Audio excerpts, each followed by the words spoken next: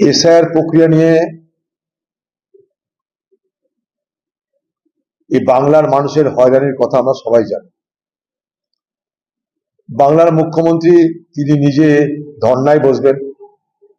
বাংলার মুখ্যমন্ত্রীকে আমার একটা প্রশ্ন, যে আপনি এসআইআর প্রক্রিয়ায় কারচুপির অভিযোগ এনে সুপ্রিম কোর্ট গেলেন,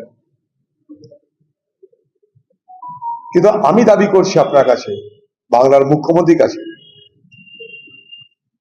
যে যতদিন পর্যন্ত না নির্ভুল ভোটার লিস্ট তৈরি হচ্ছে ততদিন পর্যন্ত ভোট স্থগিত রাখা হোক। এই দাবি নিয়ে আবেদন নিয়ে কেন সুপ্রিম কোর্টে যাচ্ছেন না?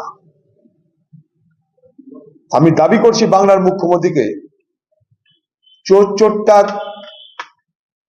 দুর্নীতিগ্রস্ত ব্যক্তিদের বাঁচাতে আপনি সুপ্রিম কোর্ট করেন কথায় কথায়, হাইকোর্ট করেন কথায় কথায়,